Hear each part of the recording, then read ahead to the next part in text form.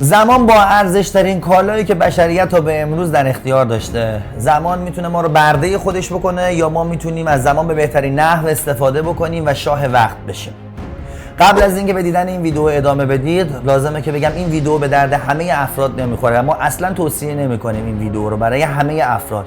تنها به افرادی توصیه میکنیم که پذیرش دارن و در لول پذیرش قرار گرفتن و از لول انکار خارج شدن. چون کسایی که تعصبات خاصی و یا حساسیت‌های خاصی رو روی شغلشون دارن، روی کاری که دارن انجام میدن دارن، بهتره که این ویدیو رو نبینن.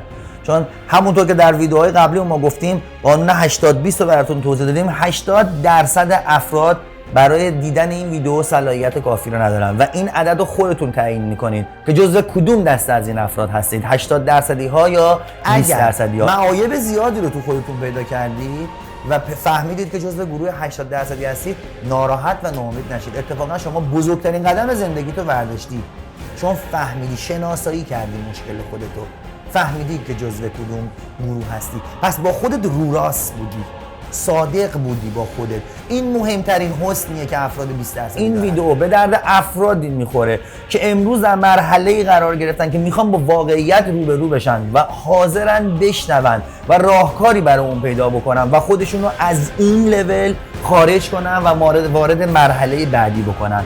پس توصیه ما اینه اگر حساسیت خاصی دارید، اگر تعصبات خاصی دارید، لطفاً این ویدیو رو نگاه نکنید، چون برای همه نیست.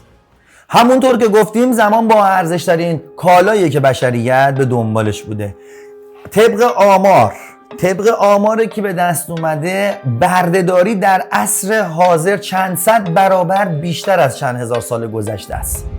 ما توی 1000 سال 2000 سال گذشته بردهداری داشتیم. می اومدن برده هایی رو می گرفتن و به اونا آب و غذا میدادن، سرپناه میدادن تا اون افراد برای اینا کار بکنن و به ازای این کار خوب آب و غذا می گرفتن و اگر خوب کار نمی‌کردن شلاق می‌خوردن و تنبیه های بدنی می‌شدن. شاید خیلی از ما فکر کنیم که امروز این موارد وجود نداره، ولی من میخوام به شما بگم که امروز خیلی بدتر از اون موارد وجود داره. ما امروز وارد عصر بردهداری نوین شدیم. یعنی چی؟ امروزی که شما داری میری سر کار، شما باید وارد یک اداره که میشی فینگرپرینت بزنی، اثر انگشت رو میزنی، یعنی ورود و خروج تو مشخص میکنی، یا کارتکس حالا وارد میکنی اونجا میزنی، نشون میدی ساعت 7 صبح وارد شدی، ساعت 5 بعد از ظهر خارج شدی از اون اداره. شما زود برسی یا دیر برسی اونجا برای شما مشخص میشه در تایم شما. در پایان ما وقتی که میخوای بری حقوقتو دریافت بکنی، میبینی که از حقوق شما مبلغی کسر شده. وقتی پرسجو میکنی میبینی 1 ساعت و 21 دقیقه و 20 ثانیه از حقوق شما رو اومدن محاسبه کردن و کسر کردن. چرا؟ به خاطر اینکه به خاطر اون ثانیه ها دارن به شما حقوق پرداخت میکنن. تک تک ثانیه های شما رو دارن زیر نظر میگیرن و بررسی میکنن و بابت اون دارن پول پرداخت میکنن، چون زمان ما رو دارن میخرن. شاید اگه ما رو شلاق میزدن دردش 1 روز بود، ولی وقتی از حقوقمون کم میکنن دردش تا پایان ماه میمونه، چون ما روی اون حقوق، روی اون درآمد حساب کرده بودیم و از پیش اونو قبل خرجش کرده بودیم، بابت بدهیامون، بابت مخارج مدرسه فرزندمون، بابت خرج خورد و خوراک زندگیمون. و وقتی اونو قطع میکنن تمام برنامه‌های زندگی ما رو به هم میزنن. آقای رابرت کیوساکی یک صحبتی رو داره در رابطه با 4 ربع نقدینگی، اومده صحبت کرده و آدم‌های دنیا رو به 4 دسته تقسیم کرده: ربع E، S، B و I. اینها رو در 2 گروه مختلف قرار داده. گروه اول که ربع E و S هستن، E ایمپلوی ها یا کارمندها، کسایی که کارمند هستن و حقوق بگیر هستن. فرقی نمیکنه که رئیس یا معاون یک اداره هستن و یا یک پست بسیار معمولی در یک اداره دارن. مهم اینه که هر دوی این افراد دارن در یک اداره کار میکنن و حقوق میگیرن. حالا به ازای ساعتی که دارن کار میکنن دستمزد هر کدوم از این افراد مختلفه. به ازای تایمی که دارن کار میکنن پولی دارن دریافت میکنن. اینها جزو دسته ایمپلوی ها هستن و گروه اول.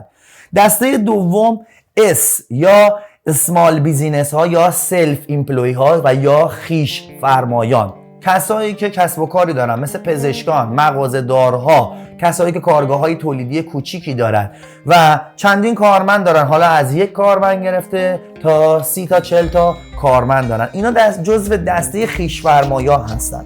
این خویش‌فرمایان کسایی هستن که به این اعتقاد دارن هیچ کسی مثل خودم نمیتونه خوب کار بکنه و من باید خودم حضور داشته باشم و این کارم به نحو احسن انجام بشه. گروه بعدی گروه بی هستن، بیگ بیزینس ها، کسایی که شرکت های بزرگ، صاحب کسب و کارهای بزرگ هستن این افراد و کارمندای بیش از 400-500 تا کارمند دارن. این افراد شعارشون اینه که نیازی نداره من امروز به همه نوع دانش مطلع باشم، من میتونم بهترین افرادو که فارغ التحصیل بهترین دانشگاه های دنیا هستن به استخدام خودم در بیارم و اون افراد برای من کار بکنن و من حقوق اونها رو پرداخت میکنم و اونها شرکت منو به سمت جلو و موفقیت پیش میبرن و من درآمد رو کسب میکنم. و گروه بعدی، دسته بعدی، دسته آی یا اینوستورها هستن. اینوستورها کسایی هستن که سرمایه گذاری میکنن در جاهای مختلف و پول این افراد برای اینا کار میکنه و اینا به این باورن که ما نمیتونیم برای کسی کار بکنیم. در همین راستا این دو گروه اول که ای و اس بودن میان 95% افراد دنیا رو تشکیل میدن.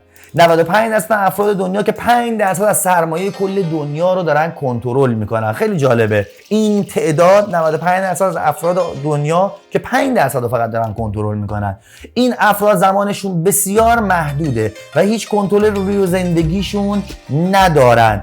این افراد چرا ما میایم راجع به این صحبت میکنیم؟ چرا میایم میگیم که هیچ کنترل روی زندگیشون ندارن؟ به این دلیل که اونها اگر امروز بخوام به یک مرخصی برن، اگر امروز بخوام به یک سفری برن، باید از 10 جا اینا امضا بگیرن، 10 جا تاییدیه بگیرن، رئیس و معاون و همه باید امضا بکنن که بگن آقا شما میتونی برای 3 ماه آینده 2 روز یا 3 روز به مرخصی بری. تایم این افراد محدوده به خاطر اینکه از صبح بهترین زمان خودشونو میذارن و میرن سر کار، از 7 صبح سر کارن تا 4-5 بعد از ظهر و وقتی میخوام برسم به خونه ساعت 6-7 غروب میرسم به خونه و خسته و کوفته، تازه میان خونه میخوان استراحت بکنن، مدت کمی وقت برای استراحت و خوردن غذاشون دارن، بعدش باید سریع برن بخوابن چون صبح باید زود بلند شن، چون اگر صبح زود بلند نشن به همون مشکلی که گفتیم برمیخورن، با تأخیر وارد اداره میشن. وقتی با تأخیر وارد اداره میشن آخر ماه ممکنه اون حقوقی که باید بگیرن رو از دست بدن. و گروه دوم گروهی هستن که 5% جمعیت دنیا رو تشکیل میدن، ربع بی و آی، و 95% سرمایه کل دنیا رو دارن کنترل میکنن. اینها کنترل کامل روی زندگیشون دارن و تایمشون نامحدوده. هر زمان شما به این افراد بگی بریم سفر، بریم یک کاری رو انجام بدیم، بریم به یک مسافرتی، بریم به یک تفریحی، این افراد آمادگی اینو دارن، چون لازم نیست از کسی اجازه بگیرن یا با کسی هماهنگ بکنن، چون خودشون صاحب اون کسب و کارشون هستن و کسب و کارهای بزرگ دیگه برای این افراد دارن کار میکنن و هیچ محدودیتی وجود نداره. و این افراد به این باور هستن که ما زندگی میکنیم برای آزادی، برخلاف شعاری که در گروه اول میدن زندگی میکنن برای امنیت. گروه اول به این باور هستن که ما زندگی میکنیم برای امنیت و یک حقوقی میگیریم، کارمند میشیم و یک آب باریکه‌ای برای ما میاد و زندگیمون و امنیتمون رو تامین میکنه. ولی برخلاف اونچه که واقعیت داره همچین چیزی نیست. ما توی همین 6 ماه 1 سال گذشته خیلی از افراد رو دیدیم که از کارهاشون اخراج شدن به خاطر این اتفاقات مریضی که در دنیا اتفاق افتاده. خیلی از بیزینس ها تعطیل شدن، خیلی از شرکت ها تعطیل شدن، خیلی از کسب و کارها تعطیل شدن و افراد شغل هاشون رو از دست دادن. خیلی از افراد هستن هنوز حقوقشون رو دریافت نکردن تو 6 ماه گذشته. پس هیچ امنیتی وجود نداره در زندگی کارمندی، برخلاف تصور این گروه که ما زندگی میکنیم برای امنیت. ولی گروه دوم میگن ما زندگی میکنیم برای آزادی و اونها به این موضوع باور ندارن.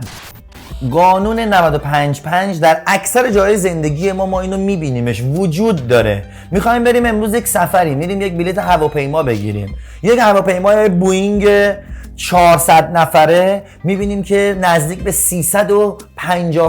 تا صندلی این هواپیما از در واقع پرواز معمولی، صندلی های معمولیه و حدود 40-50 تا از این صندلی ها میاد حدود 20-25 تا 30 تاش توی رنج بیزینس کلاس قرار میگیره، حدود 15-20 تا دیگه هم میاد تو رنج فرست کلاس قرار میگیره. همه جای زندگی ما این قانون 95-5 داره رعایت میشه. 360 تا صندلی معمولی، 20 تا صندلی فرست کلاسه.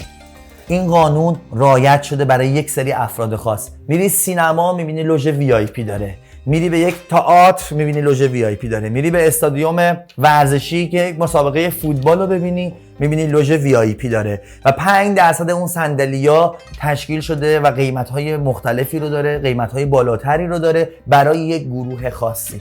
این قانون در همه جای زندگی ما وجود داره، چه بخوایم چه نخوایم. درکش شاید برای خیلی از ماها سخت باشه و پذیرشش برای خیلی از ماها سخت باشه، ولی این واقعیت زندگی امروز ماست.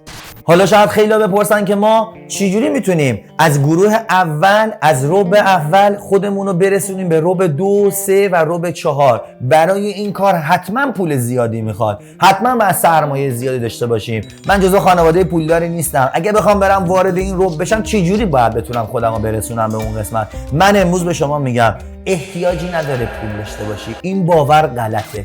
اولین و مهمترین چیزی که لازمه اینه که شما بتونی خودتو از ربع اول به ربع 2 انتقال بدی. خواستن شماست. مهم اینه که با تمام وجودت بخوای اول تغییر بکنی، اول واقعیت ها رو بپذیری و بعد درخواست کنی و بخوای که تغییر بکنی. قدم دوم اینه که تلاش کنی و حرکت کنی در این مسیر، حرکت کنی به سمت جلو. قدم سوم اینه که دانش داشته باشی که این دانش در طی این مسیر به دست میاد. وقتی شما حرکت میکنی به سمت جلو قطعاً شکست‌ها و پیروزی‌های مختلفی رو توی این مسیر داری و میتونی با این تجربیاتی که به دست میاری اون دانش اولیه رو به دست بیاری و در انتها پول گزینه‌ای نداره جز این که بیاد به سمت شما. پول چاره‌ای نداره که جز این که بیاد به سمت شما. وقتی که شما بخوای و تلاش کنی و حرکت کنی میتونی موفق بشی. خیلی از افراد نمیخوان، خیلی از افراد شکستاشون و مقصرش رو بقیه میدونن، تا زمانی که طرز فکر ما، طرز تفکر ما این باشه که بابت هر اشتباهی که تو زندگی من به وجود اومده مقصرش افراد دیگه هستن. اگر امروز بدبختم مقصرش پدرمه، مادرمه، برادرمه، دوستمه، رفیقمه و تمام افرادی که دور و برش هستن مقصرم به غیر از خودش، این فرد هنوز به مرحله پذیرش نرسیده. این آدم جزو اون دسته 80% ها هست. اگر هنوز باور نکردید و قبول نکردید مشکلات و شکست‌های زندگیتون رو و هنوز دنبال مقصر دارید بیرون از خودتون میگردید، شما جزو دسته 80% ها هستید و نمیتونید تغییری در زندگیتون ایجاد بکنید.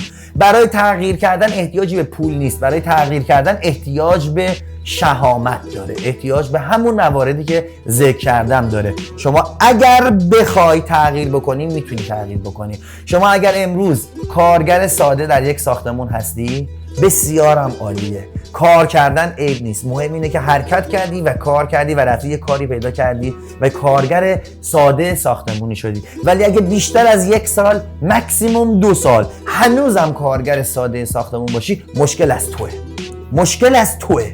اینو یادت نره، مشکل از توه. چون اگر تو بخوای تو میتونی بعد از 1 سال 2 سال خودتو پیشرفت بدی. به جای کارگر ساده بشی سرکارگر، به جای سرکارگر بعد از 1 سال بری بشی سوپروایزر، بری بشی پست بالاتر، بری بشی کارفرما. خیلی آدما هستن، نگاه کنید، بری دور و برتون رو ببینید، خیلی آدما هستن که از کارگری ساده خودشونو رسوندن به مراحل بالاتر، ولی هر کدوم از اینا یک تایمی داره، یک زمانی داره. شما اگر بیشتر از 1 سال 2 سال مکسیموم 3 سال در یک پستی موندی و درجا زدی، برو دنبال مشکل توی خودت بگرد. یعنی که شما نخواستی پیشرفت بکنی در هر شغلی که هستی، در هر سمتی که هستی. اگر نتونی بری به مرحله بعدی یعنی مشکل پیدا کردی. شما پله پله باید ادامه بدی تا برسی به نقطه‌ای که بری بشی صاحب کار خودت، حتی اگر کوچیکه، حتی اگر اسمال بیزینسه، حتی اگر یک مغازه کوچیکه با یه دونه شاگرد یا فروشنده‌ای که در اونجا داری، حتی اگر کوچیکه ولی پیشرفت کردی. باید سعی کنی 2 سال 3 سال توی اون پست بمونی و خودتو برسونی به مراحل بالاتر، فروشگاهتو بزرگتر کنی، شعباتتو بیشتر کنی، بری جلو. ممکنه این پروسه زمان ببره، ممکنه 5 الی 10 سال این پروسه زمان ببره، ولی شدنیه. مهم اینه که بخوای این کار انجام بدی. راحت ترین کار این دنیا اینه که شما هیچی نخوای و تسلیم اتفاقات بشی و بگی همینی که دارم بسه و قانعم به همین چیزی که دارم. قانع بودن در زندگی خوب نیست، شکرگزار بودن خوبه. بابت هر آنچه که داری شکر کن، ولی قانع نباش به چیزهایی که تو زندگی داری. و سعی کن همیشه خودتو پیشرفت بدی. سعی کن همیشه به سمت جلو حرکت کنی و بتونی بیشتر رو به دست بیاری، چون میتونی، چون مهم خواستنه. پس اون گروه از افرادی که بخوان میتونن برسن به مرحله بعدی. اگر دنبال یک شبه پولدار شدنی، خب قطعا همچین بیزینسی در دنیا وجود نداره که شما رو یک شبه پولدار کنه، یا حداقل من نمیدونم که به شما راهنمایی کنم. ولی اگر شما بخوای چه کارگر ساده باشی، چه در رتبه های بالاتر از اون پوزیشن های شغلی باشی، شما میتونی همیشه پیشرفت کنی و خودت رو از ربع اول برسونی به ربع 2، 3 و 4 این جدول. ولی اگر هر کوتاهی انجام بشه مقصر خودت هستی. اگر دنبال راههای دیگه هستید برای اینکه بتونید خودتون رو از ربع اول به ربع بعدی جدول انتقال بدید، حتما ویدیوهای قبلی ما رو ببینید، چون ما در اونجا صحبت کردیم و به شما راهکارهای مختلفی رو دادیم که چجوری بتونید از گروه اول به گروه دوم انتقال پیدا بکنید و تبدیل به یک اینوستور و یا یک بیگ بیزینسمن بشید و بتونید کسب و کار خودتون رو داشته باشید و موفقیت‌های زیاد رو حاصل کنید برای خودتون. موفق و پیروز باشید و جزو دسته 5% ها باشید و همیشه 5% باشید دوست عزیزم در زندگیت. شکرگزار بودن خوبه، بابت هر آنچه که داری شکر کن. شما میتونی همیشه پیشرفت کنی و خودت رو از ربع اول برسونی به ربع 2، 3 و 4 این جدول.